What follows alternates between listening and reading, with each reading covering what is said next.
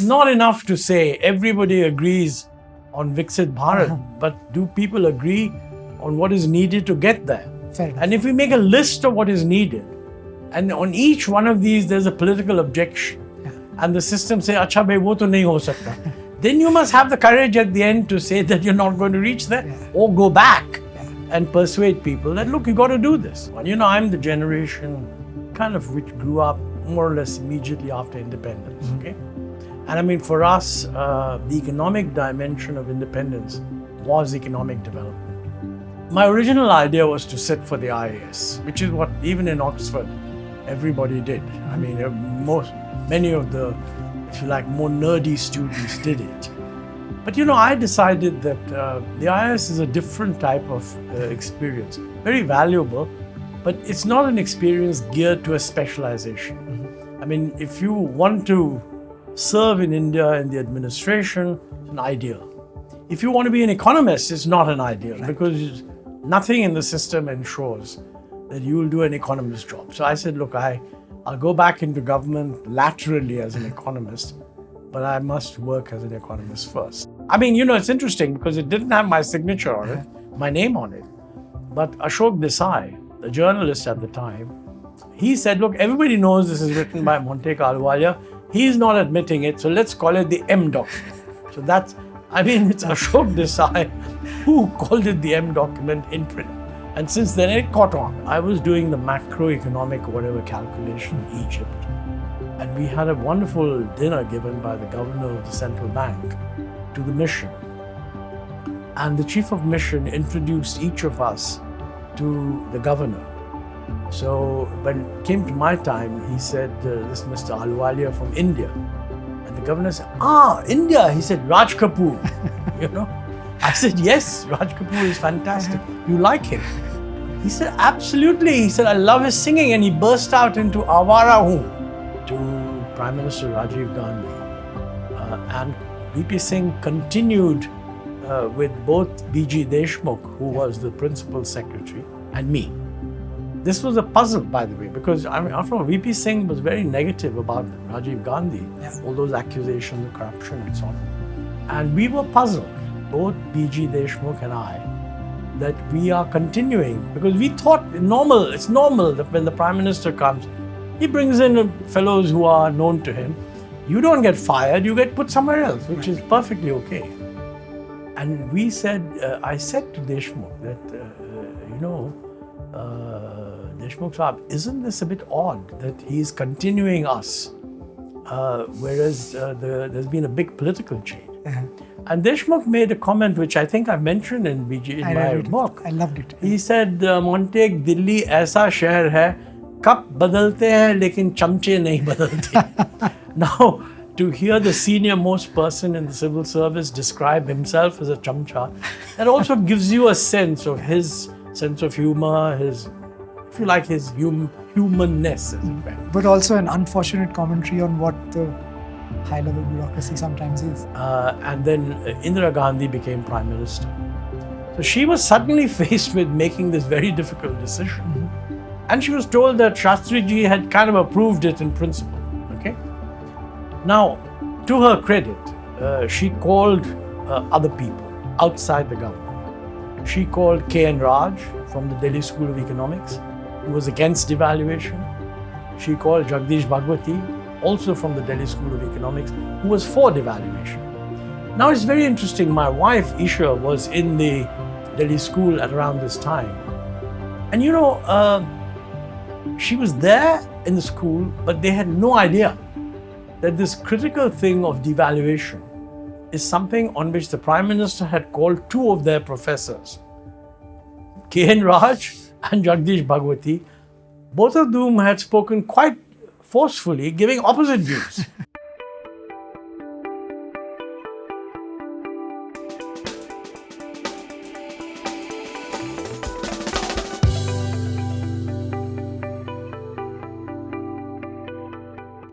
Hello everyone, welcome to another episode of Growth is Good.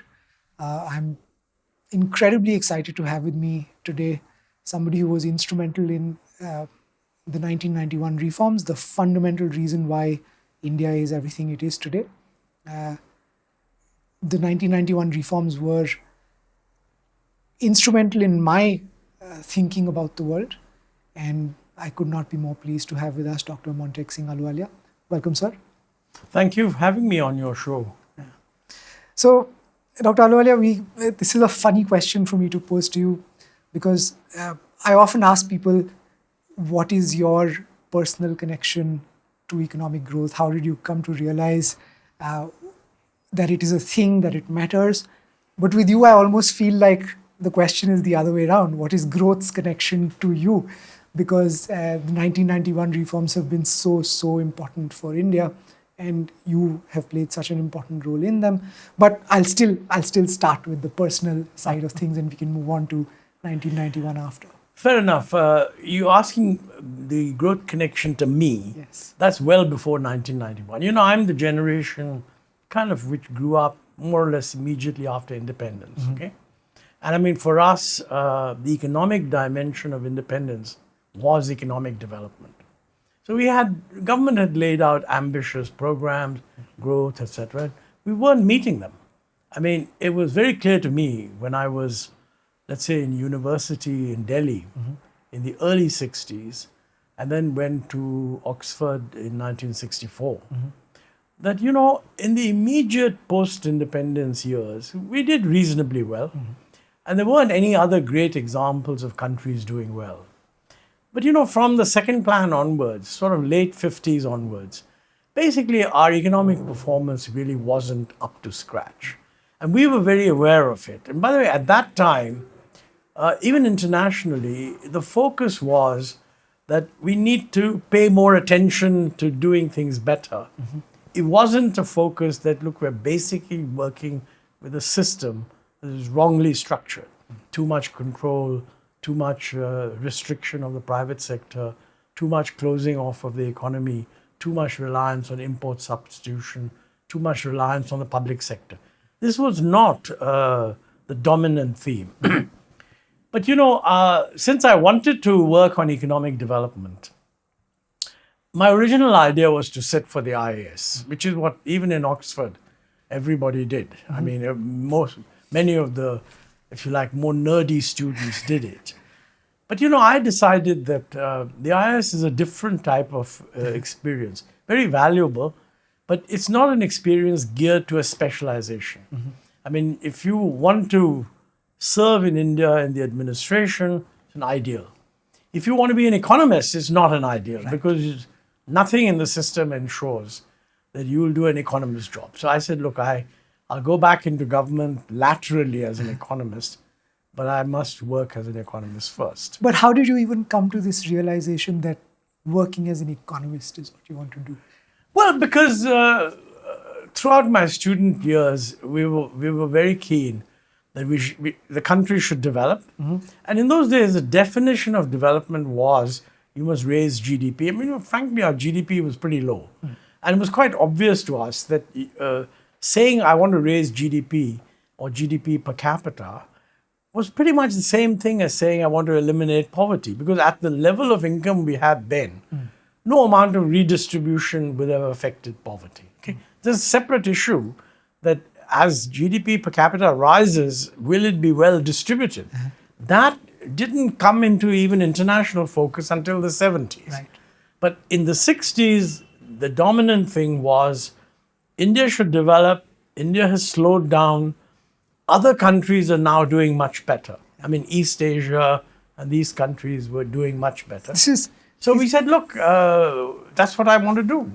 It's remarkable to me because it feels like we've regressed in some ways. This understanding that economic development is key to poverty reduction, to improvement in welfare. No, I don't agree. It almost feels like today it doesn't exist anymore. No. It depends on, what has happened is the debate has become much more layered. Right. Okay. If you look at our debate, the importance of raising GDP is very clearly endorsed by the objective of Viksit Bharat. Yes. I mean, it says we must reach the level of what is today called a developed economy. Right. From less than $3,000 per capita GDP, we must take it to $14,000. Okay. So to do that between now and 2047, the average growth rate of GDP has to be about 8%. Yeah. I mean, even the government economists have more or less said so. So you can't say that GDP is not a focus.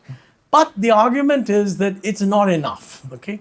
So you need a growth strategy where poverty will go down. Of course, that was always the case, even in the 60s. But now there's increasing concern that it must generate good quality employment.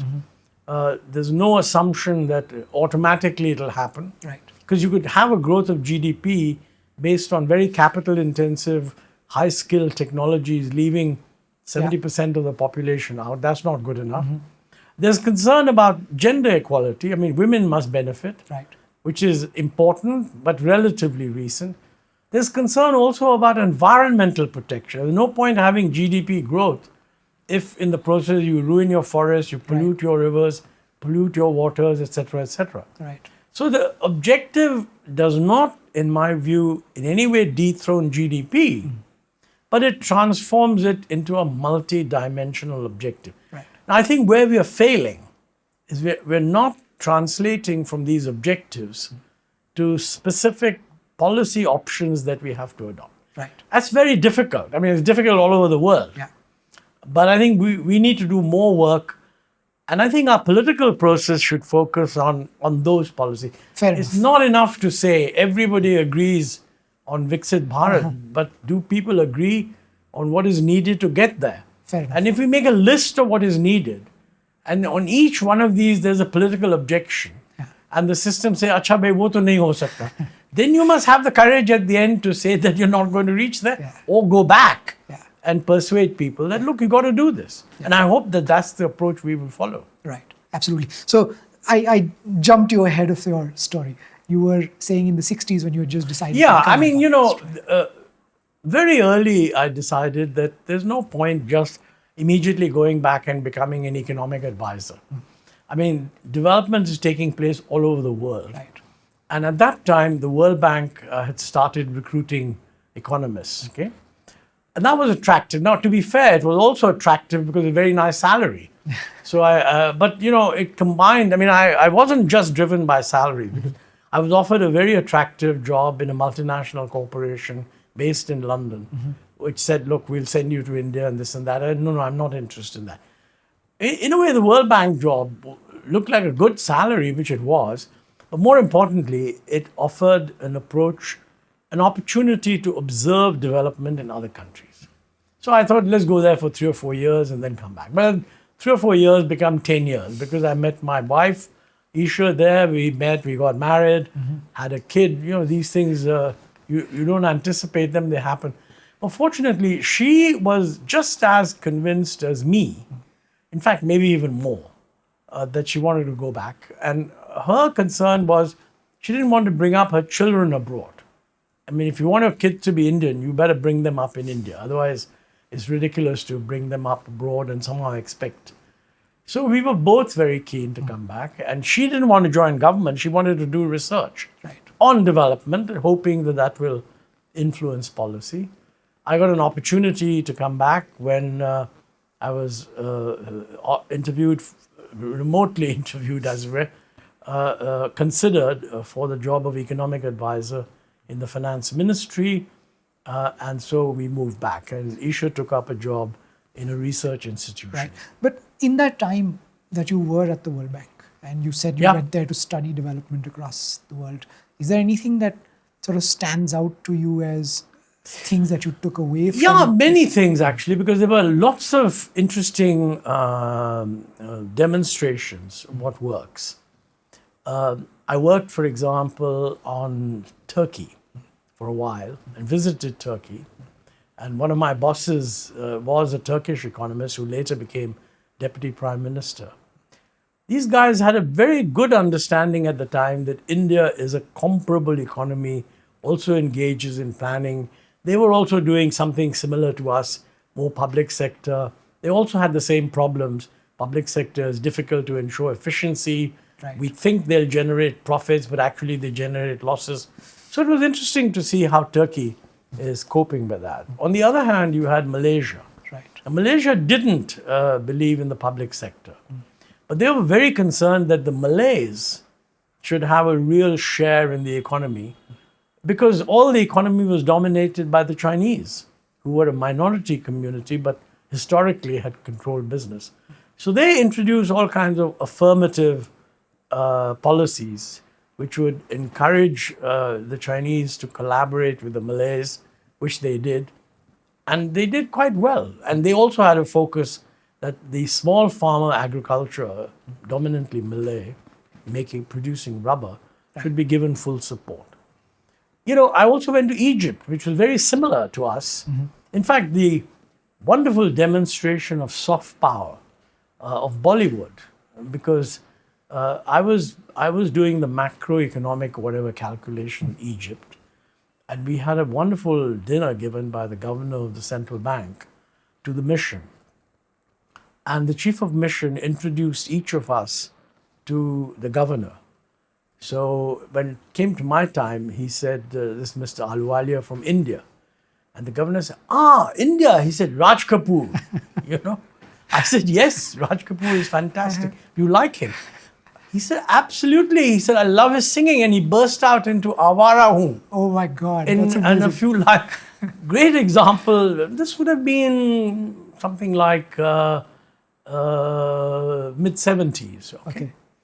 So a terrific example of that there are connectivities and we can learn from each other, and actually we should. And it made me realize that too much of our intellectual activity is focused on only learning from the West. Now the West, to its credit, they didn't just teach you what happened in America, they taught you what happened in Brazil, what happened in Egypt, what happened in Malaysia. But that's no substitute from doing it yourself and going to these countries and getting a sense of how are they handling these. And I enjoyed my stay in the World Bank. And then, of course, when I came back, I was concerned with the simple thing that, look, let's face it, we're not doing well. And people were not facing it. And what brought home this idea that we're not doing well the most to you? Was it statistics and data? Was it... No, there had been a fair amount of intellectual work on it. And in fact, it's a sad commentary of those years, that I'm talking about the 60s. You know, the best work on the damaging effect of controls and trade distortions was the work of Jagdish Bhagwati and Bhagwati-Desai. Later on, they got married. They brought out very clearly the very high costs of these policies. And I think their book was published in 67 or 68. But it fell on deaf ears. It didn't generate as much of a debate. See, the opposite view, which was actually led, if you like, at that time by the left, was that this is all a lot of market economics, this is all a lot of capitalist nonsense. And, we should pursue whatever we're doing. And it's amazing that, in fact, the chief economic advisor of the time, V.K. Ramaswamy, a very, very bright economist, was sitting in the chief economic advisor's office, which is a very nice office, South Block or North Block. And he was writing pieces jointly with Bhagwati in some cases, I think, on the damaging effects of protection. And he was making the point that, look, if you want to promote an industry, and there are legitimate reasons for promoting an industry, it's better to give the industry a subsidy than to have protection. Okay? These articles were being published in the Oxford Economic Papers. And in the room directly above him, where the finance secretary sat, they were making decisions exactly to the contrary. So I think our inability, or rather our failure, to induct not just outside views, but views that were being developed inside, is amazing. And we suffered from that. I think it's very important as we move ahead. I think I mentioned in my book Backstage that I went through a BA in St. Stephen's College in Delhi between 1960 and 63. And we were taught about planning. We were taught about the second plan, which is a major document. But we were not taught that, one good thing about the process at the time was they collected a bunch of very distinguished Indian economists to write a note on the second plan. Yeah. We were not told that B.R. Shenoy, a Shenoy's Bombay-based economist, wrote a note of dissent. Yeah. Too much control, too much public sector, too much deficit, etc. We were just told this. There was a committee, the committee approved. Pandit Nehru, again to his credit, in the mid-60s, I think, or was it even earlier, I'm not sure, invited Milton Friedman. It was earlier, I think something like 57 or 58. Invited Milton Friedman from the United States under some program of USAID to visit the Planning Commission. And Friedman submitted a note to Panditji and also a note to the US government giving his impressions. Now, there was an interesting way of internalizing views of outsiders. What is very interesting is, of course, Friedman was not in favor of all these controls. Yeah. Again, fell on deaf ears. Again, that note fell on deaf ears, I believe. But the important point is that being against public sector, maybe it would fall on deaf ears. Yeah. But he made one very important point. He said the government of India is too interested in building factories with using cement and not doing enough to build human capital. Right. And that if it wants to develop, it is the development of human capital that is a precursor. In fact, it's a major criticism of our progress that we didn't pay enough attention to primary education. Or we did. Panditji did a great job on the IITs. Right. But again, this is the typical sort of, we're looking at the top. That's the Brahminical part of our system.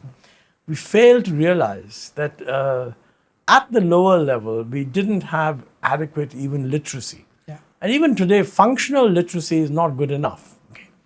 Now, this was said long ago, but it didn't get picked up. Right. But the learning from this I get is that it is extremely important that we constantly look at what are the options that we have. See, it's not good enough, in my view, to say this is the objective, this is a scheme that will promote that objective, therefore let's follow it. Right. You have to ask the question, is the scheme well designed? Will it really promote the objective? Yeah. Or will it actually undermine it? Right. And we don't do enough of that. Right. So, again, I think going back to the story, because I was finding it really interesting. In the 70s, you'd just come back. You very rightly point out that it was very clear, at least to some people, that things were not working. Yeah. But this was not widely shared. How did that change? It's very interesting what you say, because by the mid-60s, internationally, it had become clear to people that, look, there are some fundamental problems. India needed lots of assistance, and in those days, unlike today, where the West is saying, look, forget about assistance. In those days, they were very scared that we would all go communist. Right. So there was a kind of, at the highest level, a desire that development assistance must prevent these countries from falling into the communist lap. Right.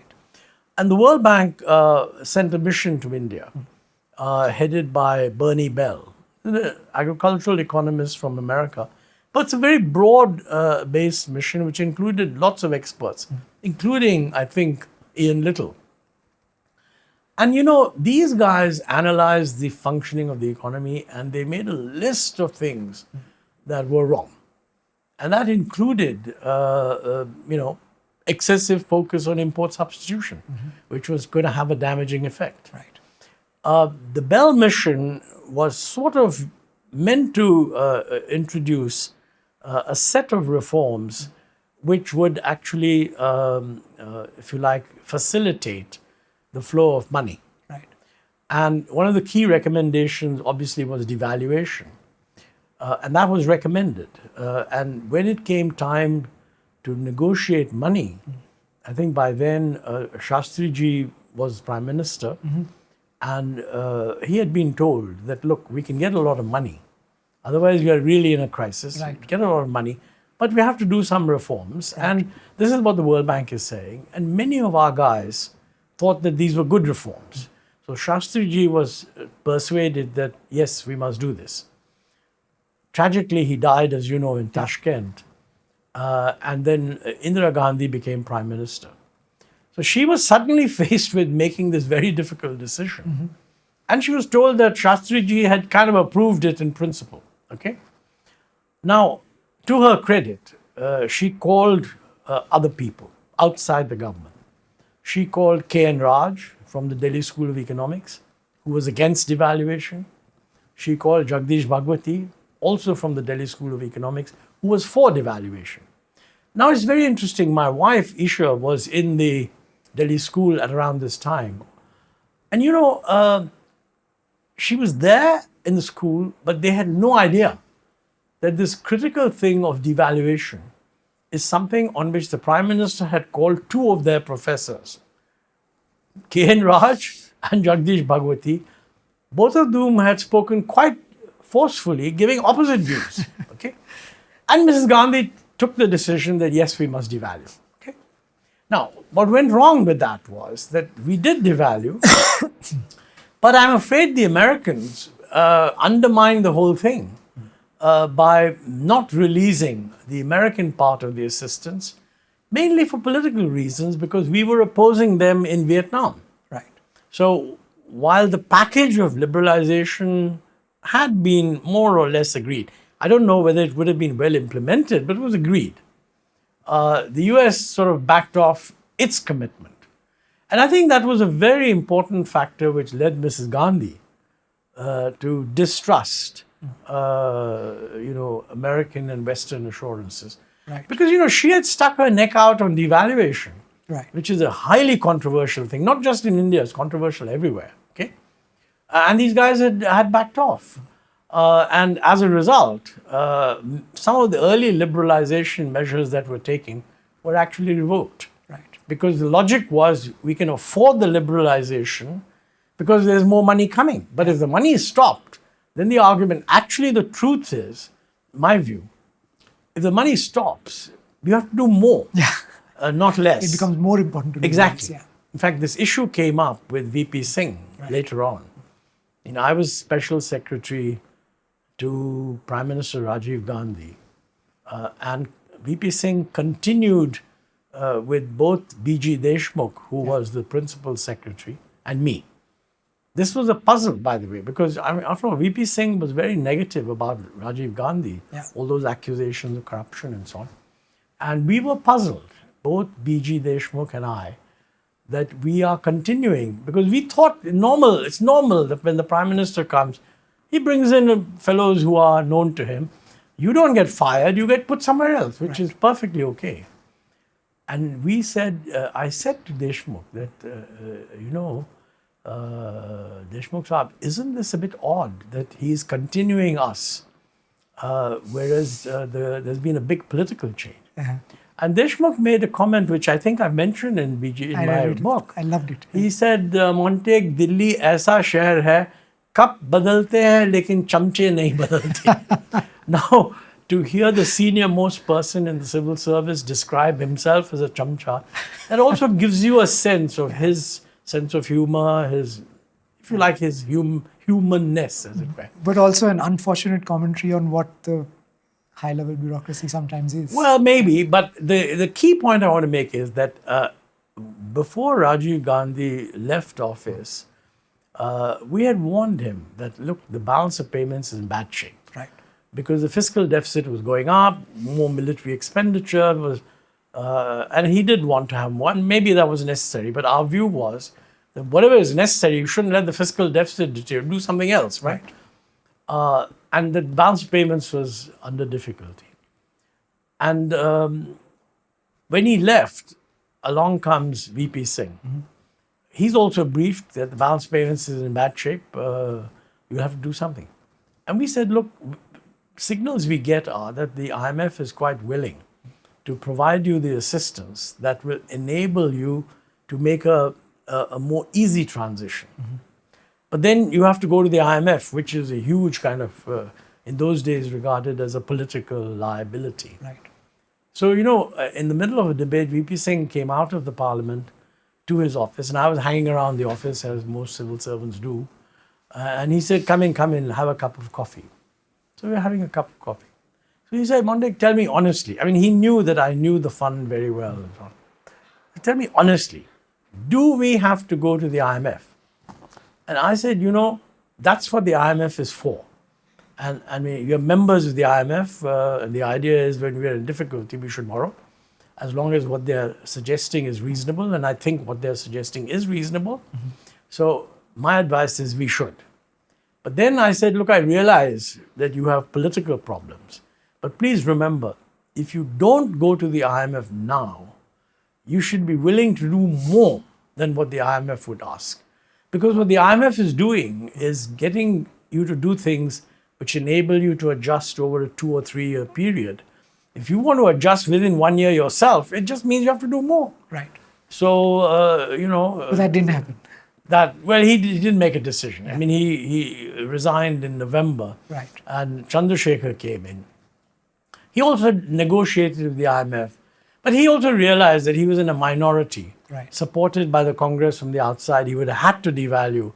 And the Congress actually brought the government down because they felt that, look, if all these difficult things have to be done, right, let us be the government that does it. And the rest is history. Yeah, unfortunate. So I think you make a very good point that one part of why people were not very keen on liberalizing early is because America backed away from a particular commitment that it had made.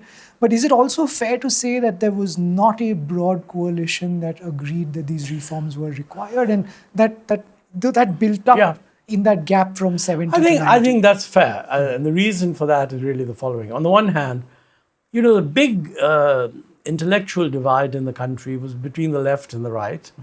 And the left had ideological opposition to going down the sort of capitalist path. I mean, they genuinely believed that the socialistic pattern of society was a method of transiting to a fully or dominantly privately owned, publicly owned system. Right. So they would not be in favor of this. But actually, I don't believe that the industry was also in favor. Because number one is that the industry, they were entirely in favor of removing constraints on themselves. Right. But they were not in favor of liberalizing the economy. I mean, let me give you a simple example. Everybody wanted industrial licensing to be abolished, the big guys. Right. But they didn't seem to realize that the way things had worked, industrialization was being subsidized by a highly appreciated rupee. Right. So it was easy to import things at an appreciated rupee and sell in the domestic market, which was protected. If we got rid of industrial licensing, right, every industrialist would want to apply for expansion. They would apply for import of capital goods. Right. And at the fixed exchange rate, we would not be able to finance all these. Correct. So the licensing would be done via capital goods and not via industrial licensing. Right. The only way to get away from that is to have a flexible exchange rate. Right. That is, if lots of people want to import, let the exchange rate depreciate. And then whoever can still make money will make money. Right. Okay? Industry was not in favor of this at all, with a few exceptions. And I think the other thing is that within the private sector, there was no willingness to allow adequate competition within industry. Not just between the big fellows, but also between the big and the small. So we made a completely stupid decision that we reserved for the small-scale sector all the sectors where we had an export potential. Yeah. Shoes, leather products, garments, toys, all these kinds of things. Yeah. They're all reserved for the small-scale sector. Reserved for the small-scale sector meant that you couldn't expand beyond a certain level. Yeah. And the world had globalized and people were interested in getting these consumer goods from outside. But people would come and say, look, I need 5,000 T-shirts or 10,000 T-shirts. And most of the guys they met said, well, we can't produce more than 500. Chinese never did any such thing. Yeah. I mean, they promoted small private industry, never put a restriction on it. So those who could expand rapidly, expanded rapidly. We are not allowed to do that. And there was no willingness on the part of, even the small scale sector, I think, failed to appreciate that its future, I mean, it could retain reservations, So there'd be 100 of them in operation. Or it could get rid of reservations, and these 100 would be uncompetitive. Right. Or it could get rid of reservations. Maybe 20 of them would expand rapidly, generating more employment than these other fellows who would lose out.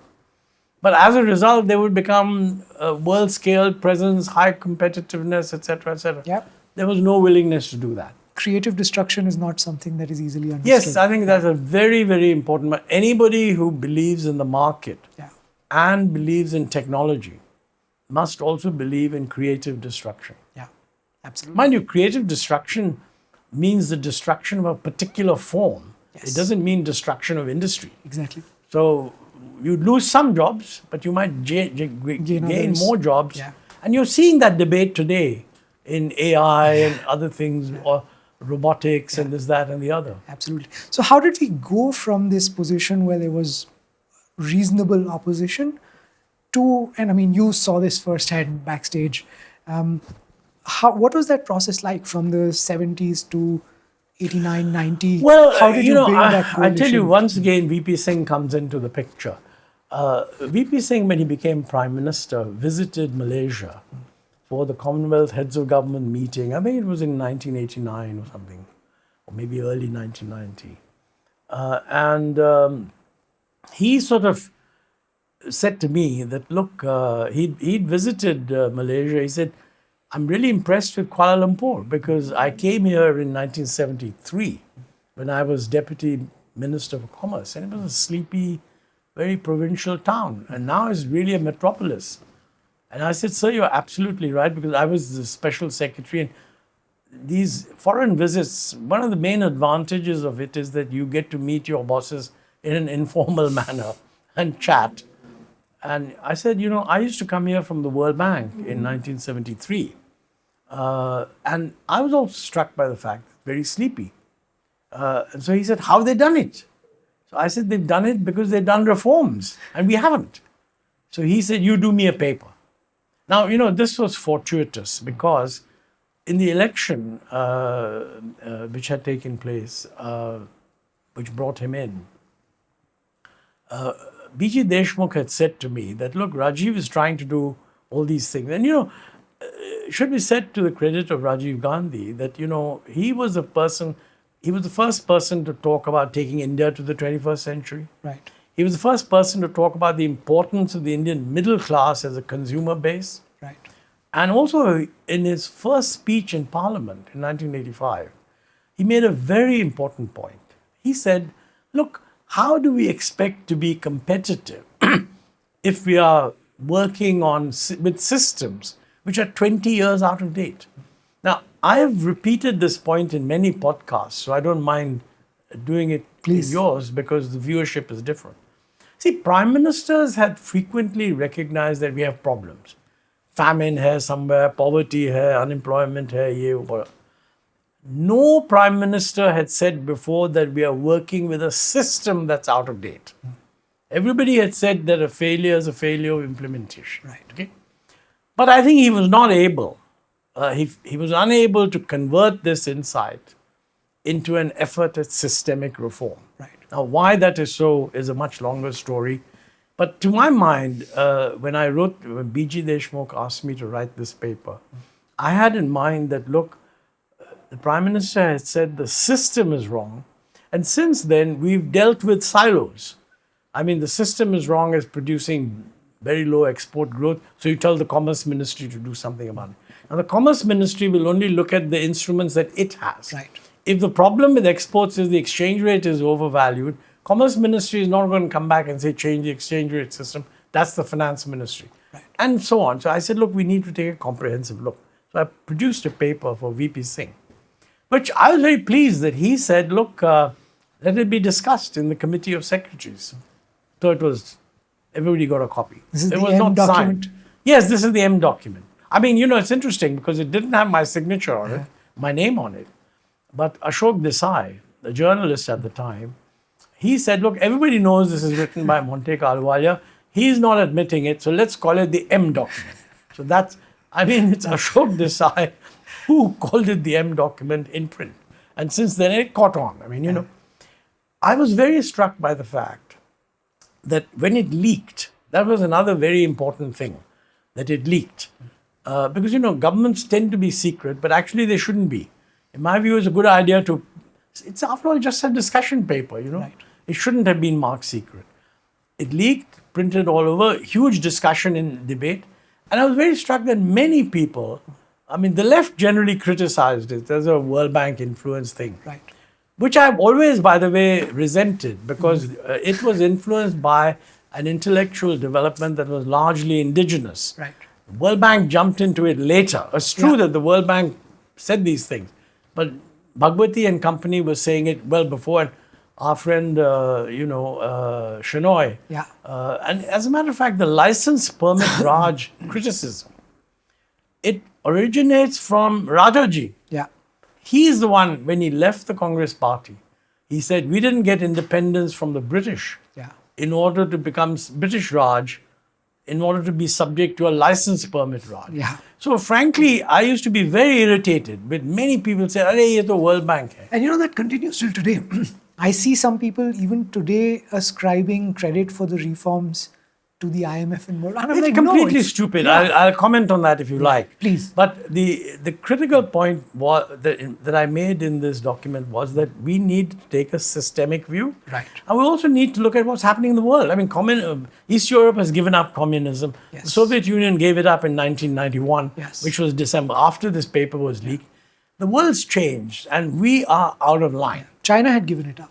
China gave it up a little later. They were quietly undermining it. Yes, exactly. But everybody except China had openly given it up, right? So this was the point it made. And I was really struck by that in the public debate, it was very good. Internally, different ministries took different views. It was not universally supported by finance ministry, which is usually very reluctant to discuss the exchange rate. Said, no, this is all premature, etc. Really funny thing is the Planning Commission. Planning Commission is supposed to be the think tank of the government. Their objection was, why is the PM's office preparing a paper? We are doing a review of the plan and we will do it.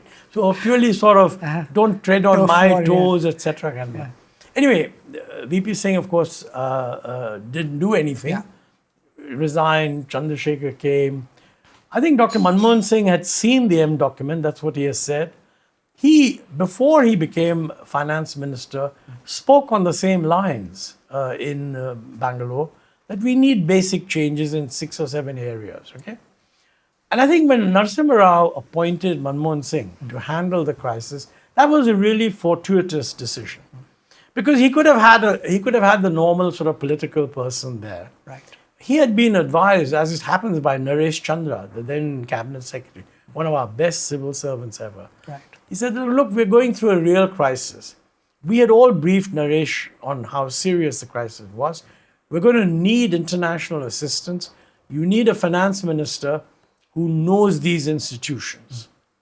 And out of that, Narsimha Rao chose Manmohan Singh, who told me, and this is also reported in Backstage, that when he asked him to become finance minister, Manmohan Singh said, sir, I'll have to do a lot of things that you will find politically very difficult. To which Narsimha Rao, again to his credit, said, you do what is necessary. You leave the politics to me. And then he elaborated that if you succeed, we will share the credit. If you fail, you'll get the blame. And that's a very fair division of responsibility. And to his credit, Narsimha Rao stood by his promise. Because shortly after Manmohan Singh started all this, we had the Harshad Mehta scandal. Right. Now, that was not, it was really a failure of the banking system and the way Mehta was able to manipulate the banking system, which itself was a failure of the excessive control in the banking system. Right. But, there was a perception that somehow the finance minister should have prevented it. And it's known that Manmohan Singh handed in his resignation. Yeah. But Narsimha Rao had the good sense to say, no, I'm not accepting it, go back to your office. Yeah. If he had accepted it, that would have been the end of the reforms. No politician would have done anything other than sort of walk back. Right. So, it was a good start. We didn't get everything done, and let's be clear. Yeah. But many people nowadays tell me, just as you said, that, you said your life has been made by, it opened an incredible range of opportunities, and new people were able to do things which otherwise would have required a license permit. Yes. But I mean, it needed much more. It still needs much more. I mean, look, we moved from being a low-income country to being the bottom of a middle-income country. Yes. And increasingly, the perception of development is that when a country develops, new challenges arise. I mean, you've taken care of the previous ones. New challenges arise. They have to be addressed in terms of policy, in terms of institutions, etc. So reform is a continuous process, and there's lots more that needs to be done. Yeah.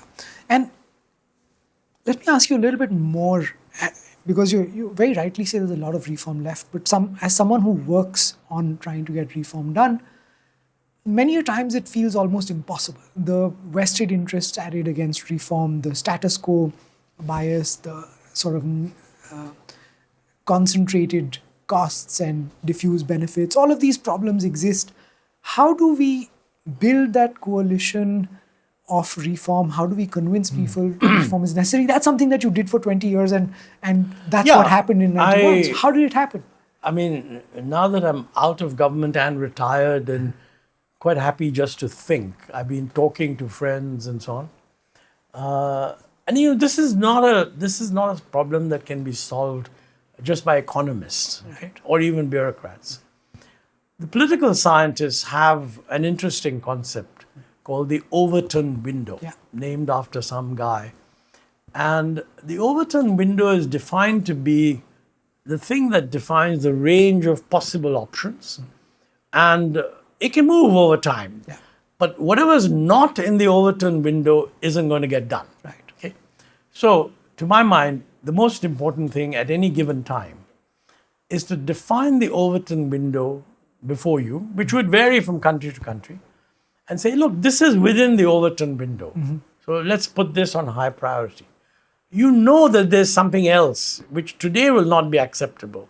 So separately, both politically and through think tanks and other things, keep trying to move the Overton window. So I think a government should have a twofold approach. One is to identify what is in the Overton window, which just needs sensible policy design. Right. And sensible policy design means that you must always be clear that within the system, once you define an objective, there are always different ways of achieving the objective, so that some critical decision making is required. It's not a question just telling that you're the joint secretary in charge of this, now do it. Right. Because he will do it from his perspective, but there are others who will say, this is not going to work. So that's one thing. That is, please operationalize, discuss, operationalize, and implement in the short term. Short term means 3 to 4 years, what is in the Overton window. But separately, you know that there are long-term problems. I mean, one of the examples of long-term problems, for example, is, let's say, things like free power to agriculture. Yeah. Huge problem. I mean, no politician wants to touch it. Yet no economists can deny that we are going down a path which is going to be especially problematic since our water resources are scarce. Yes, exactly. So please work to shift the Overton window. Now, what that work is, maybe you have memorial lectures, maybe you make speeches, you get chief ministers together. To my mind, we would make a lot of progress if chief ministers would even accept that, I can see the logic of that, but it's not politically feasible. That would be progress. Right. Today, they don't even accept the logic of it, I'll give you a very simple example. Yes. And I'm very much in favor of, anything that helps gender equality, because I think we're lagging behind in that. And I mean, historically, there's no reason why we should. Yeah. Okay? Reverence to the feminine form, reverence to goddesses, it is all part of our culture. So why is there so much discrimination? Well, I think when you look at the different proposals made, one of the proposals that is put forward as a way of empowering women is that women should travel free in buses. I personally think it's a bad idea. Okay. By the way, the next step in this will be that women should travel free in metros. Right. I mean, it's logical. I mean, one person says buses, why not metros? Now, the fact of the matter is, this makes a lot of sense if you argue that men have a privileged position, women face discrimination. Therefore, I'm making it free for women, but increasing the fare for men by 50%, 60%, because there are more men than women, so that the bus system finances are not affected. Right.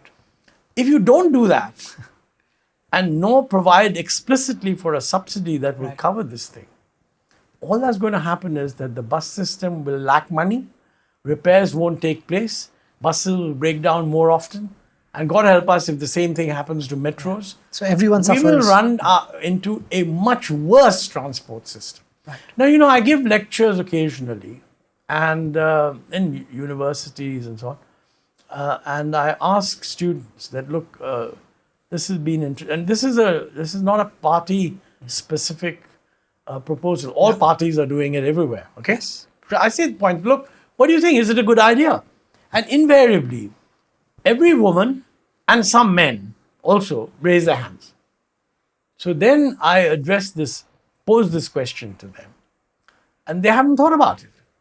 So I think the design of, if you say I must do something about gender, now this problem would not arise, by the way, in a direct cash transfer. Exactly. And frankly, now that we have virtually everybody, Aadhaar, bank linked, Yevo, and all that sort of thing, I mean, this is relevant only for women who are working. Yeah.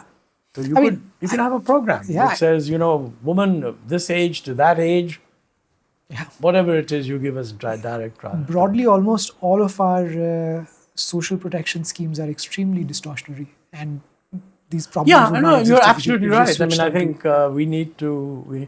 Look, one of the distortionary things which many people have drawn attention to. We are now. Everybody says that our poverty is down to whatever it is, 5%. Some people say 2%. Doesn't matter.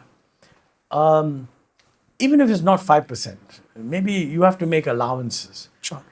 So say 20%. Okay. Why do we have to give free food to 80% of the population? To 80% of the population. Yeah. Now this is I think this is at the edge of the Overton window. Yeah. Now you need to shift that somehow. Yeah. And you have to think of ways of shifting it. Okay. One simple way of shifting it would be that you say, look, let's leave it to the states. You decide what the subsidy you're giving through the PDS is state-wise. Yeah. Give the money to the states and tell them you do it whichever way you like. Yeah. Some guys will maintain the present system, some guys will not, and we'll have experimentation. Absolutely. Again, I think fantastic current idea, and I love this Overton window style of saying it. I would like to understand from you, what was the process of shifting the Overton window? What did it look like? Because you make this, you've spoken about a few people. You've spoken about Dr. Manmohan Singh, you've spoken about Narsimha Rao. But when I read your book, it becomes very clear that there's a broad, or at least a broader coalition.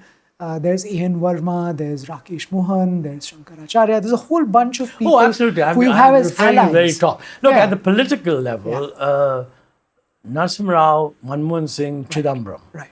Chidambaram was, when later on became the finance minister, but during the 91 reforms, he was a commerce minister. Right. I was a commerce secretary. I had put to him a lot of proposals on the deregulation of imports and the shift to a flexible exchange rate, which he accepted. And then, frankly, if he had not accepted, it wouldn't have happened. So, at the political level, plus within the Congress party, quite honestly, in the cabinet, many of the senior guys were not, but some of the junior ones were. But these were the three people in 91. Right. I think it's true that at the official level, there was a reasonably broad consensus. Amarnath Verma, as you mentioned, absolutely. But many other secretaries too. Okay? Right. A very interesting example of what happened, which tells you the human side of how do you, as it were, broaden the Overton window, is Manmohan Singh, early in his tenure as finance minister, calls a meeting of the secretaries. Generally, finance ministers didn't speak to secretaries, but this was an example of speaking on behalf of the prime minister. Narsimha Rao himself, by the way, never advocated openly reforms. He just backed Manmohan Singh, and that was a good political reason for it. But the interesting thing is he called all these secretaries. I was also called as Commerce Secretary. And he said to them quite frankly that, look, we're going to make changes. I mean, Prime Minister had already announced that. We're going to make changes. We need your support. If you don't support them, I know that you can easily prevent these from happening. So we need your support. And he said, I recognize that some of you may have a different view. And some of them did. Okay? If you don't like it, come to me. Right. And I promise you I'll give you a better job. But don't sit in the same place and undermine what we want to do. Right. And this was a fantastic move because it energized the secretaries. It made them feel that here was the guy who was principally responsible for the reforms, telling them that he needs their support. And I mean, when we all walked out, I was one of them, and I could sense.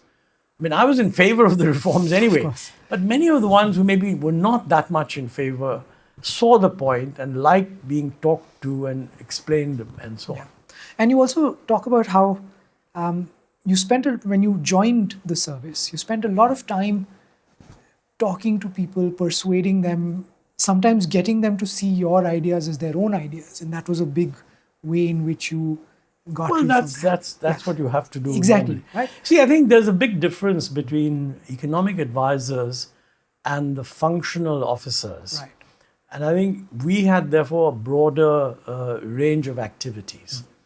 The functional officers were seen as, they were the basis of telling the superior officers what is the past precedence, what is the right thing to do, etc. Right. The economists float around and they're meant to throw up ideas. Yeah. I used to love the fact that when I used to be responsible for writing half the economic survey, I used to be very thrilled that I'm writing about policy. But very soon I realized that though what you write in the economic survey is only an articulation of policies, not even a government endorsement or promise. Yes. If you really want to impact policy, you've got to be, I think I say somewhere, you have to become one of the boys. And I would give credit to my IAS colleagues that, as long as you didn't tell them, listen, I'm an expert and I've thought about it and this is the right thing to do. But you joined the group and you said, well, let's think of this way, maybe even draw out their own thinking and say, look, that implies this, etc. They were willing to move forward. Right. But I think if you just leave it to one joint secretary, he's very much constrained by the past. Right. So in the file, I mean, he will note something based on what was said before. See, one of the best experiences I had which explained to me the very funny role of economic advisors in the finance ministry is that when a certain file went to my boss, Honavar, good fellow, he was an economic service officer, he was chief economic advisor. And he told me, I used to tell him, why don't we move certain things more aggressively? He said, you don't appreciate how the system views the economic division. They view the economic division as reflected in a particular file that came to me from someone, where I pronounced on what the issue was. The secretary didn't agree with me, but he noted, this is a policy matter. It shouldn't have gone to the economic division. So I think the economic division was, in those days anyway, I don't know, things may have changed. It was viewed as a way of explaining policy, not viewed as a source of inputting. I mean, after all, the most distinguished chief economic advisor from a theoretical point of view is V.K. Ramaswamy. And he was writing internationally published articles on why import substitution is bad. Yeah. When in the same ministry, other fellows were making policy in the exact opposite direction. Yeah. Yeah. Absolutely. And so, to me at least, this was a revelation how we all think of it as the 1991 reforms, but these reforms were years in the making and very much Oh, indigenous. absolutely. Absolutely. It isn't even the case, by the way, that in 1991, Dr. Manmohan Singh called few of us together Right. and said, what do we do? Right. As a matter of fact, he knew what had to be done. He told me he had read the M document when he was advisor to Chandrasekhar Right. after coming back from Geneva. He had himself spoken about it. Right. I mean, we are fortunate that he had a very clear idea that this is what needs to be done. And then he sold it to the political side, Right. and he co-opted the bureaucratic side. And the bureaucracy, by the way, didn't view him as just a politician, because he had held every possible economic job for the last 20 years. That's true. So he knew how things went. Yeah, so I mean, if you're a secretary and you're called in by Manmohan Singh, you probably remember that you were a deputy secretary when he was Secretary Economic Affairs. Yeah. So you wouldn't say, "Bhai, inko to samajh nahi hai." No? Yeah. I mean, that was a big factor. Yeah. So working the system. And as big as 1991 was, again, I learned from your book, and of course, I was seeing this myself as I grew up, that broadly speaking, the reforms kept going, right? For at least Yes, the not next, as fast as they should have, in my view. Right. I think broadly, look, end of Narsimha Rao's government, in the last 2 years of government, things always kind of fall apart. And we were very clear that we want to do insurance sector reform. They just got delayed. Right. And I think Chidambaram describes that he spoke to Vajpayee. He said, look, you had agreed with me, but he said, no, my party won't agree. But later on, He did them. when Vajpayee was Prime Minister, they got it done. Right. So democracy leads to these delays. And to my mind, as long as they happen, and as long as people think they're going to happen, it doesn't matter. Because, in the end, investors have a long-term view. Okay? And they're not so bothered. I mean, they currently work on whatever current policy is, but they need to have a good idea, how is it going to change in the next 2, 3, 4 years? Right. And I think, for example, a very good example of sensitivity to ensuring continuity was shown by Prime Minister Vajpayee. I've mentioned this in my book. Just after the BJP came in, he met a bunch of businessmen senators or something, an American delegation was calling on him. Okay? And I got a message from the PMO saying, I was then finance secretary. Now, I had been told by Brajesh Mishra, who was his principal secretary, which is very decent of Brajesh, because we all expected to be changed, as is normal. And he said to me that, look, we are going to make changes, but not right now. Mm-hmm. So you should assume that you're going to be there. And furthermore, and this is being very decent, when we are ready to move you, we'll tell you in advance, which is very, very decent. So, I mean, I got a message saying Prime Minister wants you to attend a meeting. Now, finance secretaries are not normally called to a meeting of the Prime Minister. Right. I mean, his own guys are there. So I wondered, I said, chalo. So I was sitting at the end of the table. And sure enough, one of these Americans said, there's been a lot of liberalization under the Narsimha Rao government, and that's continued under the United Front government. Mm-hmm. Now, you've come in, and we just want to know, are you going to continue? Understandable, typically American, cut the crap Direct. and go straight direct. Yeah. And Vajpayee handled it brilliantly. I mean, he said, look, we're a democracy. The political changes are part of a democracy. Okay? But that doesn't mean that the basic policies which have a consensus will change. Then he pointed to me. I was quite flattered. Pointed to me and said, that's Montek Ahluwalia. He represents continuity. I represent change. And it was a brilliant way of diffusing. Once he said that, nobody wanted to ask details. I mean, I think they all realized that, look, we know what's good. And of course, they also realized that there'll be stumblings on the way. Yeah. And that there will be change, but it'll be gradual. Yeah. Vajpayee years are also quite good on the reform front, I think. But just looking back now, did you expect the reforms to bring in quite the change that they have? Were you surprised? Do you expect? Was No, this no, more or less I was unexpected? quite, look, one has limited objectives, Yeah. and very few people think what's going to happen 20 years later. Right. I remember, and this is also in my book, when we had two things to do during the reforms. Number one was to control the crisis. That was done within 2 years. 2 years, yeah.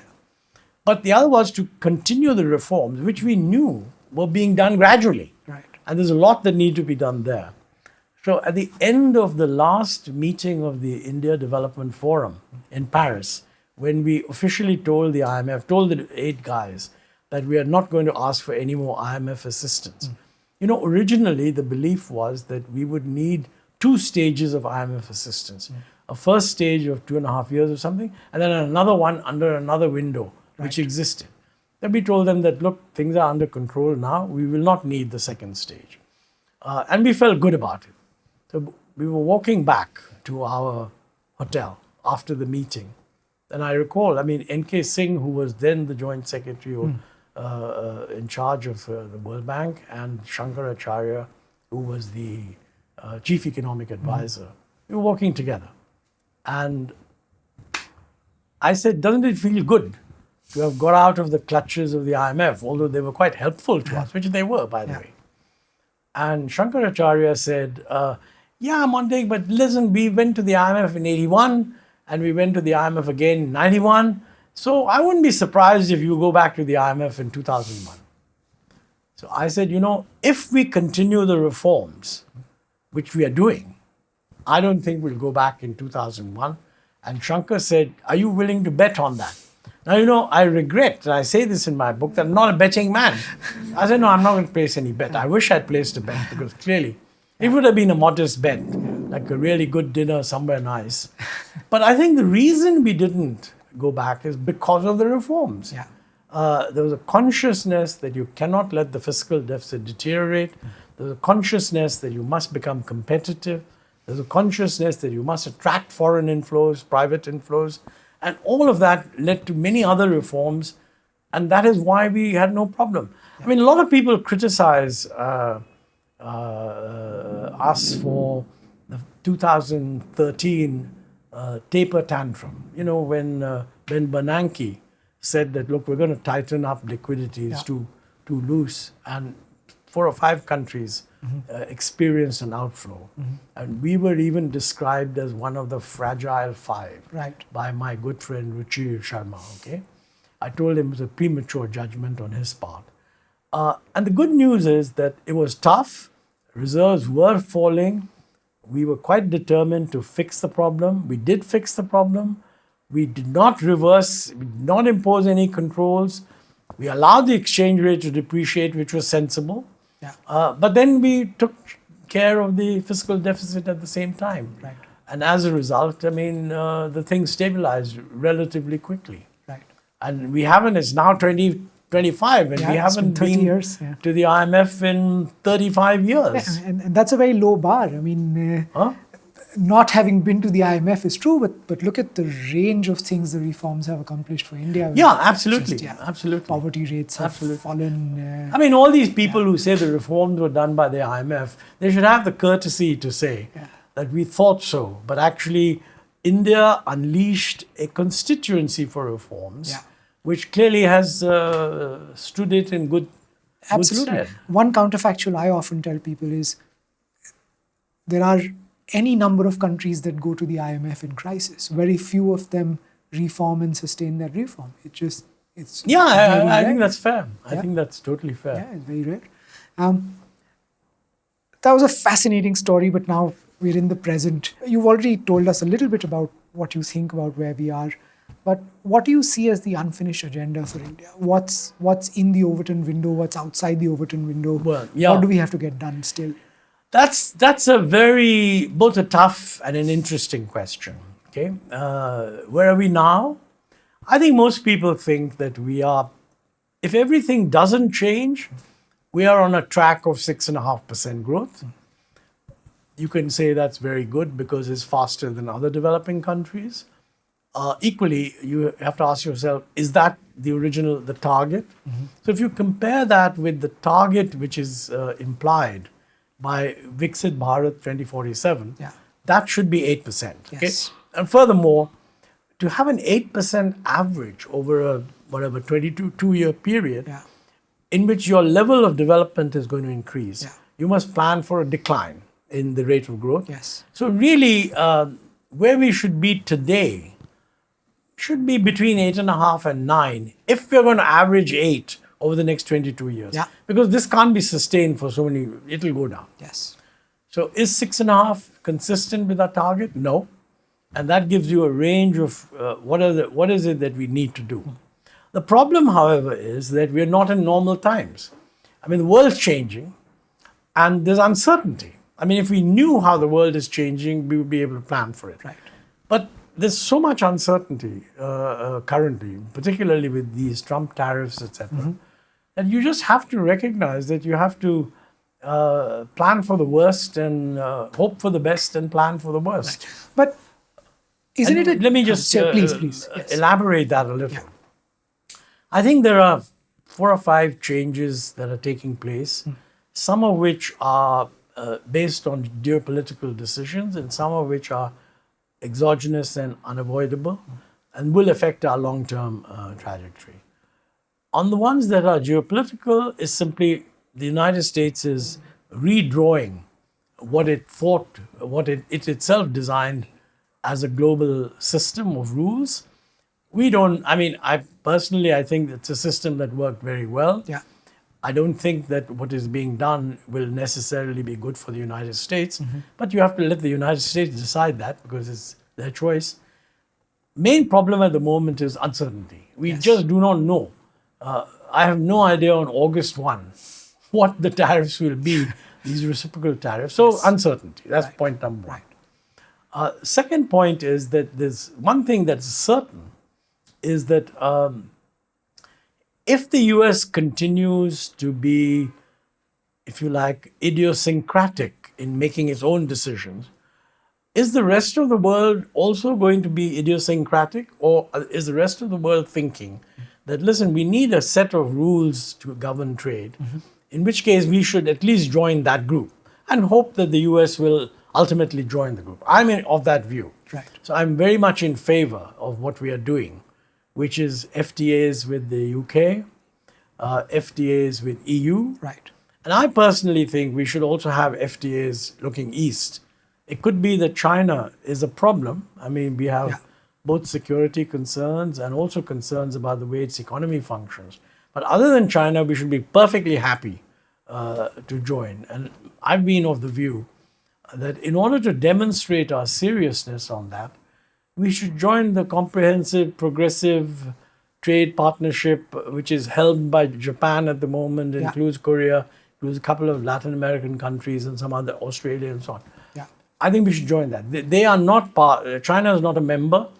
UK has just joined them. Right. And I would not be surprised if the EU also joins them. Right. You know, in trying to create a sort of a non-US rules-based trading system. These are not countries that would be antipathetic to the US.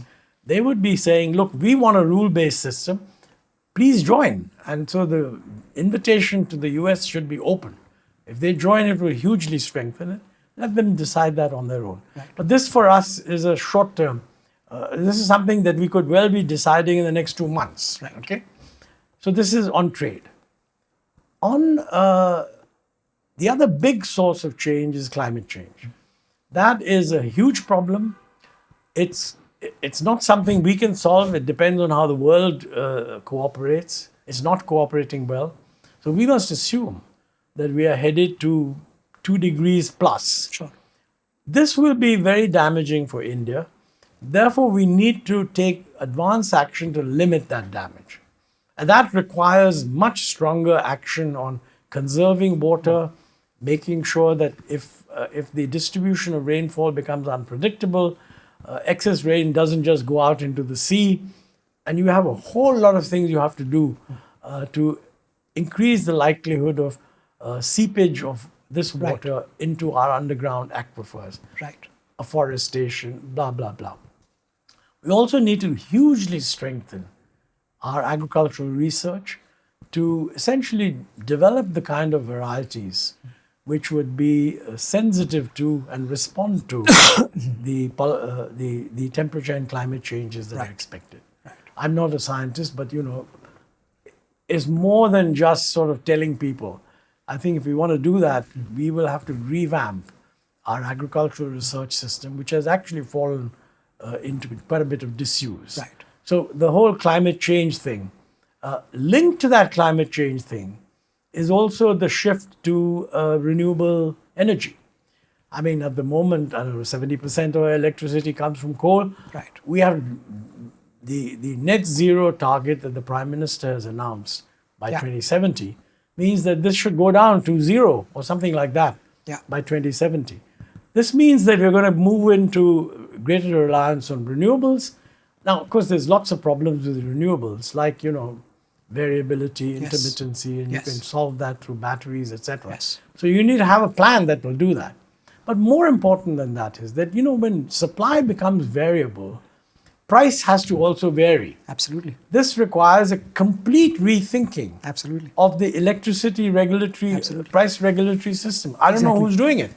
But these are long-term issues. So this is an Overton window case. We need to expand the Overton window to make people realize that, look, if the share of electricity coming from intermittent sources increases to, let us say, 50%, Right. to what extent are the price fixing mechanisms that we have are all appropriate? Yes. And I mean, this requires a huge amount of building the consensus for change. Right. It's also, by the way, in these areas, an area where I don't think the change needs to be driven by the center. Yes. I mean, many of these are in the area of the states. I mean, electricity distribution is a state subject. Yes. So I don't rule out a situation where you have a national electricity sort of framework, but the actual distribution, actual prices paid in each state can be left to the state government and the state regulatory systems. So you may have different systems, and states will compete with each other. Yeah. In many of the areas of reforms, states have the ability to make reforms on their own. Almost 50% of what now needs to be done technically needs to be done at the state level. Now, you were telling me earlier that you're very impressed with what UP has done on certain land use. I think that's excellent. And we should create an environment in which states don't necessarily look to the center. The center can monitor and report what the states are doing. But I think a lot of our institutions and think tanks ought to lobby state governments, saying, look, this is what we need to do for our own urban planning, for our own metropolitan planning, urban transport planning, etc. Yeah. I mean, that's very close to what we do as well. So, but I was fascinated while you were talking, and I'll just ask you a quick comment and rephrasing of what you're saying in some ways, right? I think you're pointing to this idea that there is a lot of disruption ahead, and ideally you want a system that's flexible and adaptive to disruption, which the price system accomplishes extremely well. Absolutely. Right? Extremely well. And a lot of the distortions that we've introduced in electricity, in agriculture, are preventing these adaptations from occurring. Absolutely correct. And I think this is again a part of the Overton window analogy. Yeah. We need a bunch of people saying, look, let's widen the Overton window without necessarily saying this is the solution. Yeah. I mean, we just need to know that the price regime is important. Yes. Then those who believe that we can fix prices quantitatively by using better models, they should be heard. There'll be others who will say, look, the system is so much subject to flexibility that you can't. Right. And it's better to allow prices to vary. Right. Now, I think, look, take agriculture, for example. Obviously, when food was extremely important, food prices were absolutely central. The share of food in total consumption is now gradually going down. Very low. That'll make food prices, but still food will be very important, particularly for the bottom 20%. Yes. Not for the bottom 80%. Okay. But nobody tries to stabilize the price of mangoes. Yeah. I mean, if you have a bad crop, then the price of mangoes is higher. But nobody jumps in and says, no, you must intervene. Okay? Yes. Similarly, on vegetables, there is a feeling that at certain levels you should be able to intervene by putting in more supplies. But frankly, the market is capable of doing that. Absolutely. The idea that some joint secretary is more able to do it is just ludicrous. Yes. I completely take your point that prices should not be determined by government. It doesn't make any sense. And I think that's a great note to stop asking more questions, but I would like to ask you to please conclude for us on your view of where we are and where we need to go. Okay. Well, where we are, as I said, I mean, 6.5% growth is not bad, but it's not what you need if you want to achieve Viksit Bharat. So there's a whole lot of questions we ought to address ourselves. We have a lot of time. What are the things we need to do? In that, we need to prioritize. I mean, many things that we need to do cannot be done now. And this is where the concept of the Overton window comes in. Some of these things are part of the existing Overton window. And that's what we should concentrate on. Separately, we should try to expand the Overton window so other things that are more important get into it. Okay? That's point one. Point number two, I think the next few years, I mean, there is geopolitical uncertainty. Hopefully, by the end of this year, we will know what's happening on tariffs. Until we know, that's a big question mark. But I think there are two other changes that we need to be aware of and plan for. Number one is, of course, climate change. I've talked about that. Number two is the nature of technology. I mean, AI is just the biggest buzzword in that.